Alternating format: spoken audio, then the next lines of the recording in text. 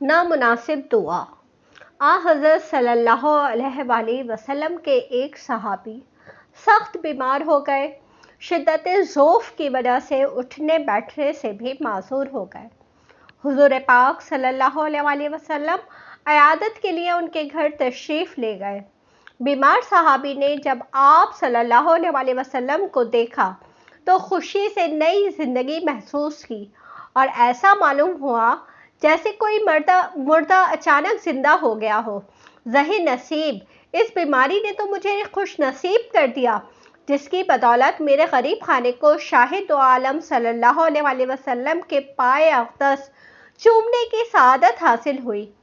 اس صحابی نے کہا، اے میری بیماری اور بخار اور رنج و غم، اور اے درد اور بیداری شب، تجھے مبارک ہو، بسبب تمہارے اس وقت نبی پاک صلی اللہ علیہ وآلہ وسلم میری عیادت کو میرے پاس تشریف لائے۔ جب آپ صلی اللہ علیہ وآلہ وسلم ان کی عیادت سے فارغ ہوئے تو آپ صلی اللہ علیہ وآلہ وسلم نے ارشاد فرمایا، تمہیں کچھ یاد ہے تم نے حالت صحت میں کوئی نامناسب دعا مانگی ہو؟ انہوں نے کہا، مجھے کوئی یاد نہیں آتا کہ کیا دعا کی تھی۔ تھوڑے ہی وقفے کے بعد حضور صلی اللہ علیہ وآلہ وسلم کی برکت سے ان کو وہ دعا یاد آ گئی۔ صحابی نے عرض کیا کہ میں نے اپنے اعمال کی کوتاہیوں اور خطاؤں کے پیش نظر یہ دعا کی تھی کہ اے اللہ، وہ عذاب جو آخرت میں آپ دیں گے وہ مجھے اس عالم دنیا میں دے دے تاکہ عالم آخرت کے عذاب سے فارغ ہو جاؤں۔ یہ دعا میں نے بار بار مانگی، یہاں تک کہ میں بیمار ہو گیا اور یہ نوبت آ گئی کہ مجھ کو ایسی شدید بیماری نے گھیر لیا کہ میری جان اس تکلیف سے بے آرام ہو گئی۔ حالت صحت میں میرے جو معمولات تھے، عبادت و ذکر الہی اور اوراد و وظائف کرنے سے عاجز اور مجبور ہو گیا۔ برے بھلے اپنے بیگانے سب فراموش ہو گئے۔ اب اگر آپ صلی اللہ علیہ وآلہ وسلم کا روح اقدس نہ دیکھتا تو بس میرا کام تمام ہو چکا تھا۔ آپ صلی اللہ علیہ وآلہ وسلم کے لطف و کرم اور غم خواری نے مجھ کو دوبارہ زندہ کر دیا ہے۔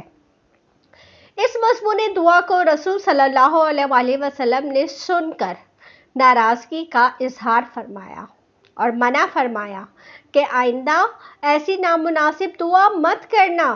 یہ آداب بندگی کے خلاف ہے کہ انسان اپنے مولا سے بلا و عذاب طلب کرے۔ انسان تو ایک کمزور چیونٹی کی مانند ہے، اس میں یہ طاقت کہاں کہ آزمائش کا اتنا پہاڑ اٹھا سکے۔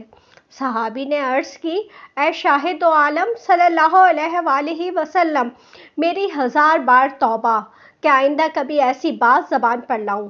حضور صلی اللہ علیہ وآلہ وسلم، میرے ماں باپ آپ پر قربان، اب آئندہ کے لیے میری رہنمائی فرمائیں۔ آپ صلی اللہ علیہ وآلہ وسلم نے اس کو نصیحت فرمائی، اس کا ترجمہ یہ ہے، اے اللہ، دنیا میں بھی ہمیں بھلائیاں عطا فرما اور آخرت میں بھی ہم کو بھلائیاں عطا فرما۔ خدا تمہاری مصیبت کے کانٹوں کو گلشن راحت میں تبدیل کر دے، آمین۔ اللہ کی طرف سے عطا کردہ نعمتوں پر ناشکری کرنے سے اللہ تعالیٰ اور اس کے رسول صلی اللہ علیہ وآلہ وسلم ناراض ہوتے ہیں۔ نامناسب دعا آداب بندگی کے خلاف ہے۔